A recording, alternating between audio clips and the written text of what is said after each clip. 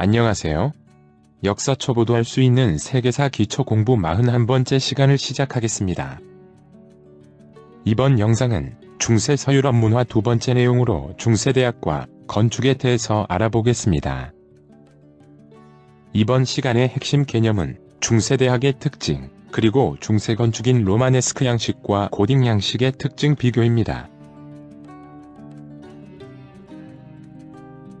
지난 중세 서유럽 문화 첫 번째 영상에서는 중세 철학이 초기에는 아우구스티누스로 대표되는 교부 철학이 발달했다가 뒤를 이어서 토마스 아퀴나스가 집대성했던 신앙과 이성의 조화를 시도하는 스콜라 철학이 발달했고, 이후에 신앙과 이성을 분리하려는 후기 스콜라 철학의 흐름으로 변화해가는 내용을 알아보았습니다. 또한 중세 봉건 기사들의 문과 사랑, 그리고 크리스트교 신앙을 주제로 하는 기사도 문학에 대해서도 살펴보았는데요. 이번 영상은 중세대학의 설립과 중세 건축에 대해서 알아보겠습니다.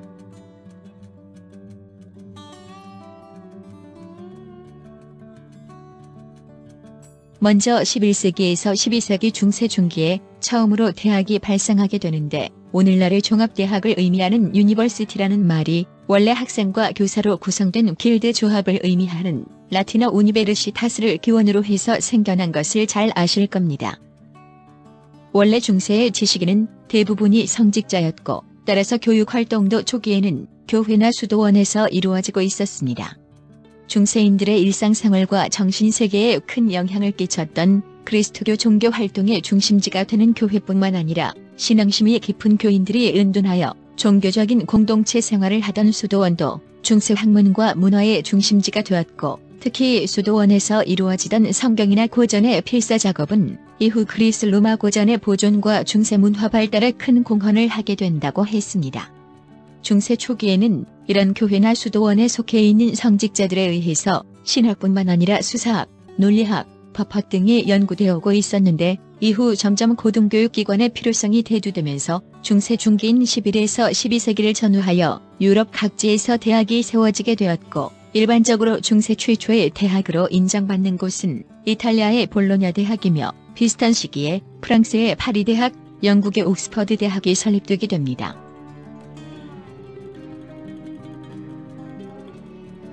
그런데 중세 대학이 발생하는 과정을 살펴보면 남유럽 쪽과 북유럽 쪽이 전혀 다른 형태로 생겨나게 됩니다.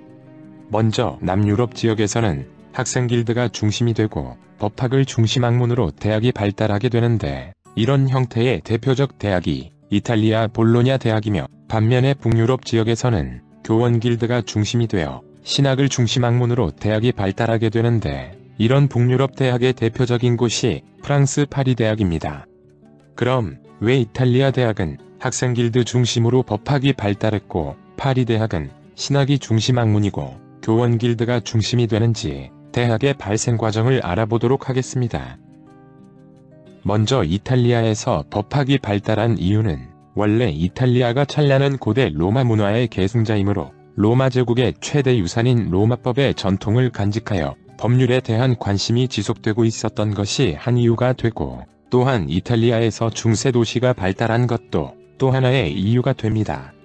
중세 시대에는 독일 왕이면서 중세 이탈리아 왕국의 왕이기도 했던 신성 로마 제국과 로마 가톨릭의 수장인 교황청과의 대립이 계속되고 있었는데, 이 대립을 이용하여 두 세력 모두의 지배에서 벗어나 자치권을 지닌 베네치아, 제노바 등의 도시 국가들이 출현하고 있었는데, 이 도시 국가들은 도시의 권리를 유지하고 도시를 운영하기 위한 내부 규범으로서의 법률 지식 필요성이 커지게 되면서 이탈리아에서는 법학이 중심 학문이 될 수밖에 없었고, 이를 배경으로 출현한 대학이 볼로냐 대학입니다. 1088년에 설립된 이탈리아의 볼로냐 대학은 로마법이나 교회법을 연구하는 법학 연구와 아울러 의학도 주요 학문으로 발달해갔다고 합니다. 그리고 이탈리아에 와서 법학 공부를 하고 있었던 학생들은 외국인들이 많았는데, 이 학생들은 자신들의 출신지에서 상당한 지위를 지니고 있었고 경제적으로도 부유한 사람들이어서 볼로냐 도시당국이나 교수들로부터 자신들의 이익을 지켜내기 위해서 여러 학생 조합을 결성하게 되는데, 이런 학생 길드를 중심으로 대학이 발달하게 되고 대학 운영도 주도해가게 되었으며, 이 볼로냐 대학은 남유럽 지역에 이탈리아 살레르노 대학과 스페인의 세비야 대학 등의 모델이 됩니다.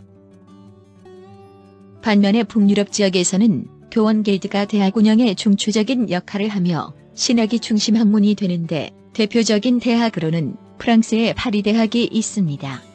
지난 중세 철학 영상에서 스콜라 철학을 집대성했던 토마스 아퀴나스가 신학 교수로 근무하던 13세기 파리 대학은 신학이 최고의 학문으로 발달하여 신앙과 이성 간의 문제를 둘러싼 치열한 철학 논쟁이 벌어지고 있었다고 했습니다. 이탈리아 볼로냐 대학이 경제적 여유도 있고 어느 정도 사회적 지위를 유지하는 신분들로 구성된 학생 길드가 중심이 되면서 대학 운영에도 큰 발언권을 행사했던 것과 달리 1150년경에 설립된 파리 대학은 노트르담 성당의 부속학교에서 출발하여 교육의 주체가 교회였으므로 당연히 신앙 연구가 중심이 되었고 수업을 듣는 학생들도 주로 젊은 성직자였습니다. 학생 길드가 주도하던 볼로냐 대학과 달리 파리 대학의 경우는 교원 길드가 당시 교원 자격증 수여나 대학 운영 전반을 관장하던 노트르담 사원장과 대학 운영의 주도권 등에 대해서 오랜 기간 대립하고 투쟁하게 됩니다. 그 과정에 대학 자체가 파문을 당하기도 하는 혼란이 계속되었지만 교황의 중재를 통해 결국 교원과 학생을 억압하던 대학 과목도 폐쇄되고 파리 대학의 규정을 교원들이 자율적으로 정할 수 있게 됩니다. 이 파리 대학은 북유럽 지역에서 생겨나는 많은 대학들의 모델이 되었으며 영국에도 영향을 주면서 잉글랜드 최초 대학인 옥스퍼드 대학과 케임브리지 대학 등도 설립되어 오늘날까지 세계적 명문대학으로서의 명성을 지켜가고 있습니다.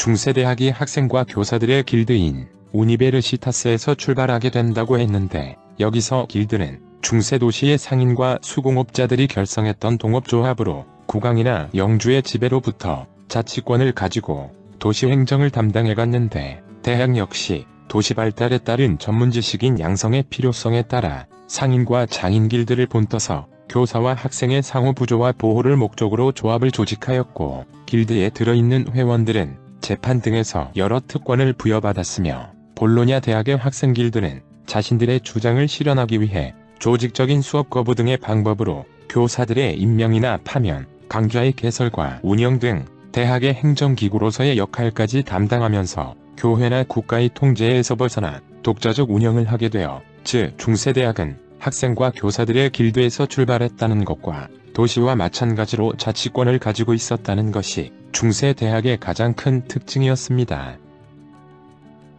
그리고 대학에서는 7개 자유교양 과목을 공부하게 되는데 7개 과목 중에서 3학은 문법과 수사학, 논리학이고 4과는 산술, 기하학, 음악, 점성술을 말하는데 이 7개 자유교양 과목을 학부과정에서 공부하여 학사학위를 받은 후에 법학과 신학, 의학의 전공과정을 공부하여 박사학위를 취득하게 됩니다.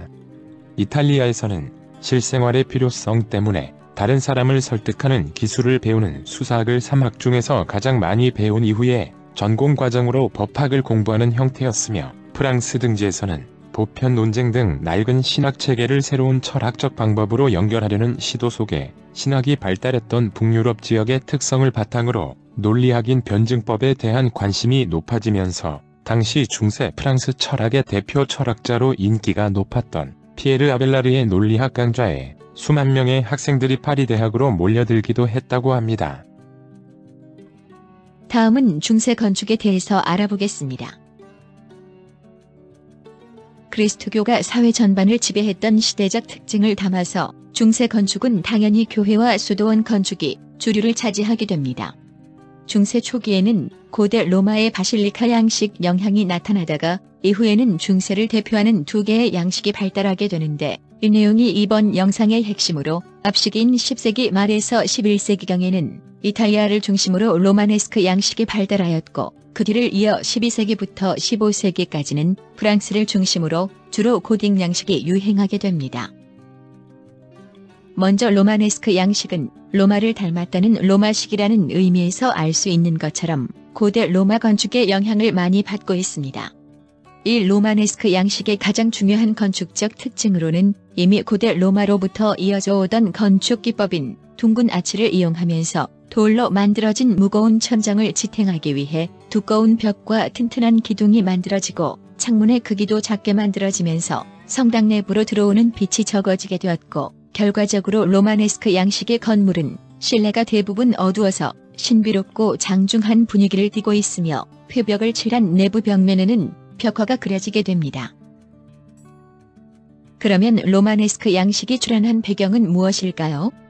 로마네스크 양식이 출현한 시기는 고대 로마 제국이 붕괴되고 게르만 이동 등으로 큰 혼란에 빠졌던 유럽이 어느 정도 안정기에 들어가게 되었고, 또 그리스도교의 영향력도 커지면서 많아진 신도와 순례자들을 수용하기 위한 큰 규모의 교회, 수도원이 필요하게 되어 기존의 목조 바실리카식 건물 대신에 더 크고 튼튼한 석조 건축물이 출현하게 됩니다.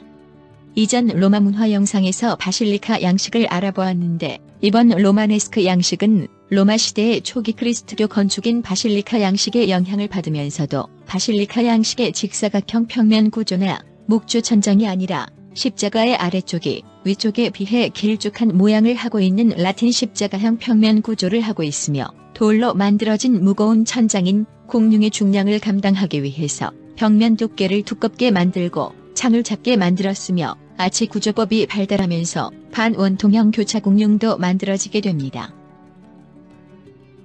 이 로마네스크 양식은 10세기 말에 출현하여 11세기의 전성기를 거쳐서 유럽 전역에 퍼지게 되는데, 지역에 따라 다른 특징을 지니기는 하지만 일반적으로 건물의 규모가 크고 두꺼운 벽, 작은 창문과 별다른 장식이 없는 소박함을 특징으로 하면서 전체적으로 장중하고 육중한 요새 같은 분위기를 띠고 있는데, 북유럽에서 고딕 양식이 크게 유행하고 있던 15세기에도 고딕 양식을 경멸하던 이탈리아에서는 여전히 로마네스크 양식으로 건물을 지었다고 합니다.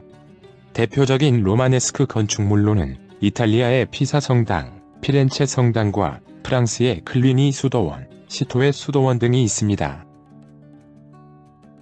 먼저 피사 성당은 중세 시대의 제노바, 베네치아와 경쟁할 정도로 강력했던 도시국가 피사가 이슬람과의 팔레르모 해전에서 승리한 것을 기념하여 건립한 로마네스크 양식의 가장 대표적인 흰색 대리석 성당입니다. 1063년에 기공하여 1118년에 완공되었다가 이후 추가 확장 공사 등이 진행되면서 13세기에 최종 완성되었는데, 본당과 세례당, 그리고 피사의 사탑으로 알려져 있는 종탑, 납골당인 캄포산토로 구성되어 있는 이탈리아에서 가장 오래된 대성당입니다.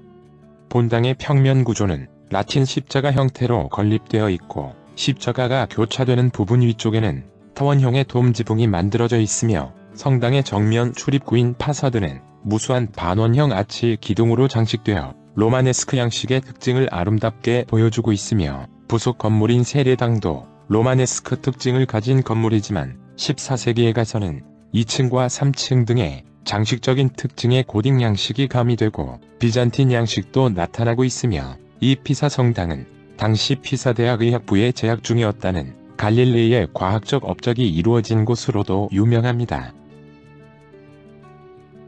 그리고 피사 성당에서 가장 유명한 건물인 피사의 사탑은 높이 58.36m에 8층으로 지어진 종탑인데, 건립 당시부터 조금씩 기울어지고 있던 이 사탑을 바로 세우기 위한 다양한 시도가 끊임없이 진행되어 왔으나 해결되지 못하였고, 현재는 지반을 보강하는 방법을 시도하여 5.5도 기울어진 상태로 더 이상의 기울어짐을 막았다고 하며, 기울어진 채로 거의 1000년을 버티고 있는 이 놀라운 모습을 보기 위해서 수많은 사람들이 몰려들고 있습니다.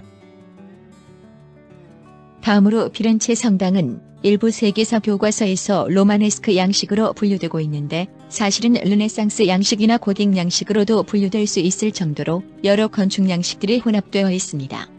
이탈리아 피렌체시 중앙에 위치하고 있는 두오모로, 이 성당의 정식 이름은 산타 마리아 델 피오레 대성당으로 꽃의 성모 마리아 성당이라는 뜻을 가지고 있습니다.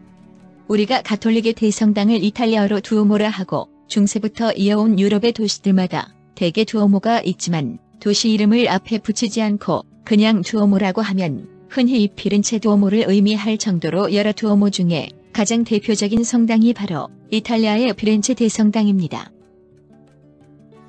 피렌체시는 레오나르도 다빈치, 미켈란젤로 등 수많은 예술가들의 활동 무대가 되면서 근세사회의 출발점이 되는 르네상스의 중심 도시가 되는데, 이 피렌체의 정치, 경제적 힘을 보여주기 위한 피렌체시의 결의로 1296년에 아르놀포 디캄비오가 설계하여 착공하면서 피렌체를 상징하는 건축이 된 것이 바로 이 피렌체 두오모입니다.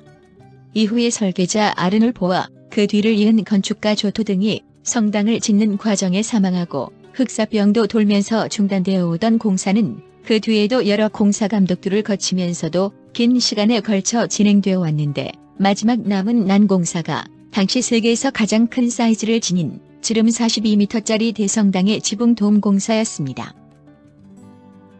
당시에는 돔 공사를 하기 위해서는 돔 아래에 나무로 틀을 짜는 형식이었는데 돔 규모가 워낙 크다 보니 돔을 받치는 틀의 목재양이 너무 엄청나서 다른 방법을 강구하다가 결국 많은 사람들의 노력에도 불구하고 해결하지 못한 채로 51년간 중단되고 있던 이 지붕 돔 공사를 해결하기 위해서 공모전이 열리게 됩니다. 이 공모전에 당선된 브루넬레스키는 기존의 목재틀이나 이탈리아 사람들이 무시하던 당시 최신 공법인 고딕 양식의 공중부벽인 버트레스를 사용하지 않으면서도 두 겹의 돔으로 천장 무게를 경감시키고 또 팔각형의 드럼을 쌓은 후 그 위에 팔각형의 돔을 만들어서 엄청난 크기의 도마중을 받쳐야 하는 기술적 난제를 해결하게 됩니다. 이후에 이 피렌체 돔을 참고하여 건축된 로마 가톨릭의 본당인 바티칸의 성베드로 성당돔조차도 이 피렌체 돔보다 크게 만들 수 없었다는 데서 이 피렌체 돔 공사가 얼마나 어려운 작업임을 알게 해주는데 오늘날까지 세계 최대의 석재 돔이라는 명성을 유지하고 있을 뿐만 아니라 성당 외벽이 흰색, 분홍색, 초록색의 세 가지 색깔 대리석으로 장식되어 화려하고 아름다운 외양을 지닌 두오모는 미켈란젤로가 천국의 문이라고 극찬했다는 출입문이 유명한 산조반니 세례당과 성당 건물 남쪽에 따로 지어져 있는 지오토의 종탑과 함께 그 아름다움을 빛내면서 오늘날에도 르네상스의 도시인 피렌체를 상징하는 아름다운 성당으로 수많은 관광객을 불러 모으고 있습니다. 다음으로 로마네스크 양식을 뒤이어서 나타나는 고딕 양식은 중세 건축하면 떠오르는 중세를 상징하는 대표적인 건축 양식으로 12세기 후반 프랑스에서 처음 발생하여 15세기에 걸쳐 전 유럽에서 발달한 건축 양식입니다. 먼저 고딕이라는 말은 고트적이라는 의미로 후대 이탈리아 화가이자 전기작가인 조르조 바사리 등 르네상스 사람들이 중세 건축을 낮추어 보면서 게르만의 한 부족인 고트족의 이름을 따서 알프스 산맥 너머 북유럽 쪽에 게르만족 전체를 멸시하는 의미로 붙여진 이름이라고 합니다. 찬란했던 고대 로마 문화의 특징을 계승하여 이탈리아 중심으로 발달했던 양식이 로마네스크 양식이었다면 그 뒤를 이어 북유럽 중심으로 발달했던 고딕 양식이 출현하게 된 배경은 이전 시대보다 사회가 안정되고 상공업 발달 등 경제도 더 성장하여 시민계급도 등장하게 되었고 이슬람 건축의 영향도 받았던 중세 특유의 시대적 분위기를 반영하는 새로운 흐름 속에 등장하게 됩니다. 고딕 양식의 중요한 특징을 들어보면 먼저 높은 첨탑과 새규리창인 스테인드 글래스를 들 수 있으며 아울러 로마네스크 양식의 둥근 아치를 대신하여 위로 상승하는 느낌을 주는 뾰족한 아치, 즉 첨두형 아치도 고딕 양식을 대표하는 특징으로 들 수 있습니다.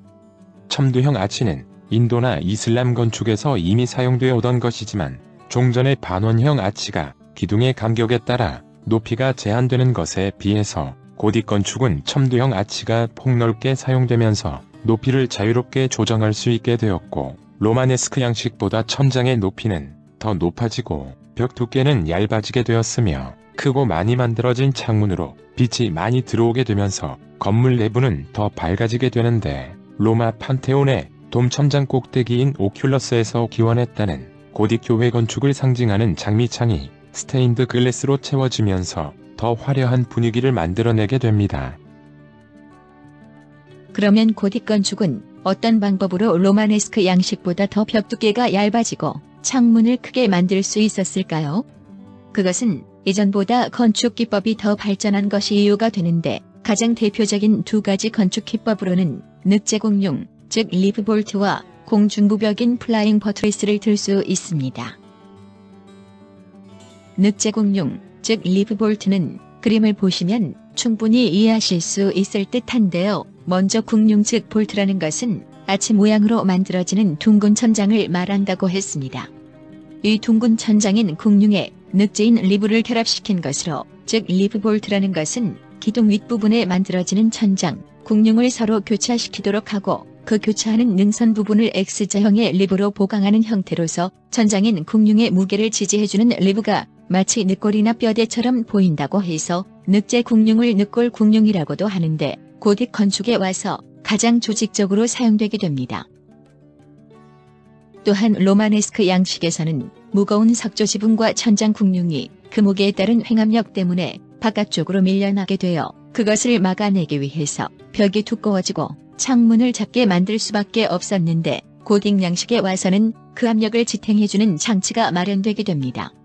그것이 바로 아치 모양의 공중부벽, 플라잉 버트레스입니다. 우리가 그 구조를 정확하게 알지는 못하더라도 그림을 보시면 플라잉 버트레스가 등장하면서 무거운 천장이 바깥쪽으로 퍼져나가는 압력을 막아줄 것을 알 수 있는데요. 이 압력이 바깥 벽인 버트레스로 배출되게 되면서 고딕 건축의 벽이 얇게 만들어지게 되었고 창문도 크고 많이 만들 수 있게 됩니다. 이렇게 만들어진 큰 창문에는 로마네스크 양식에서의 벽화를 대신하여 유리 표면에 물감을 칠해서 구워내는 스테인드 글라스가 모자이크 형태로 만들어져서 글을 읽을 줄 모르는 사람들에게도 성경의 내용이나 성인들의 일대기를 알려주고 큰 창문을 통해 들어오는 빛을 받아서 한층 밝아진 고딕 건물의 내부에서 화려한 아름다움을 빛내게 됩니다. 그리고 고딕 건축을 가장 상징하는 뾰족한 높은 첨탑은 신에 가까워지려는 천국을 향한 중세인들의 염원을 나타낼 뿐만 아니라 각 도시의 경제력도 보여주고 있습니다.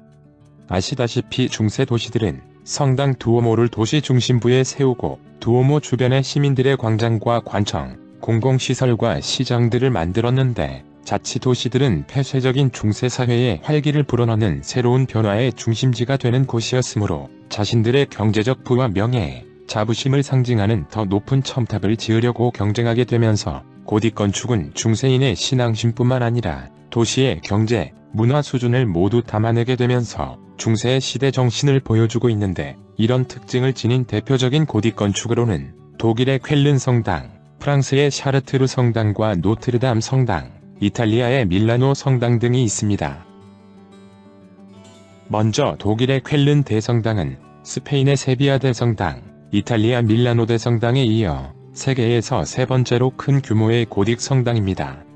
밀라노에서 모셔온 예수 탄생을 축복해준 동방박사들의 유고를 안치하기 위한 건물로 세워지기 시작했는데, 공사가 중단되었던 기간도 있었지만 1248년부터 1880년까지 무려 600년이 넘는 시간 동안 건축되면서 중간에 공사비가 없어서 공사가 중단되기도 했다가 대성당 완공을 기원하는 독일인들의 열망을 담아 공사 비용 충당을 위한 복권까지 발행하는 우여곡절을 겪으면서 에펠탑 이전까지 세계에서 가장 높은 건축물이었다는 157m 높이의 첨탑 2개를 갖추게 되었고, 중세 금세공의 걸작으로 꼽히는 성유물함에는 예수 탄생을 축복해준 동방박사 3명의 유해가 간직되어 있다고 하는데, 간결하면서도 하늘로 뻗어오르는 상승 효과를 강조한 독일 고딕 건축의 걸작으로 평가받는 성당입니다.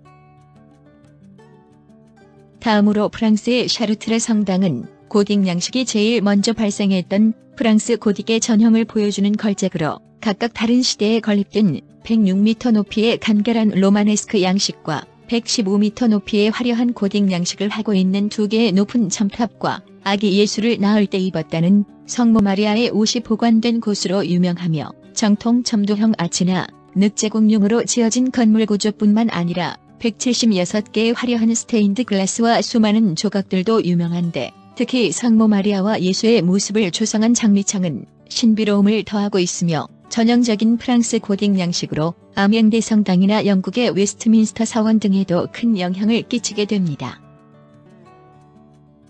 노트르담 성당은 12세기에 건축되기 시작한 프랑스 고딕 양식의 걸작으로 파리 센강이 시티섬에 위치하고 있으며 프랑스 가톨릭을 상징하는 성당입니다. 노트르담이라는 말은 성모 마리아를 가리키는 우리의 귀부인이라는 뜻을 가지고 있으며, 14세기 초 필리프 4세 최초 3부회 개최, 나폴레옹 1세의 황제 대관식 등 여러 역사적 사건의 장소이기도 합니다. 프랑스 혁명 기간에 성당 일부가 파괴되고 19세기 초에 철거될 수도 있을 정도로 잊혀진 장소였던 노트르담 성당이 대중의 관심을 받으면서 운명이 바뀌게 된 것은 빅토르 위고의 노트르담 드 파리, 즉 노트르담의 꼽주 소설이 출판되면서부터였고 대성당 복원을 위한 기금 모금을 통해서 복원에 성공하게 됩니다. 그런데 2019년 4월 16일 한국 시간 새벽 1시 50분에 보수공사 중이던 첨탑 주변에서 전기 관련 화재가 발생했는데 조기 진화에 실패하면서 성당의 첨탑과 지붕이 소실되는 안타까운 일이 생겨났고 이후 노트르담 성당 복원을 위한 기금 모금 캠페인까지 벌어지는 등 재건 작업에 대한 협의가 진행 중이라고 합니다.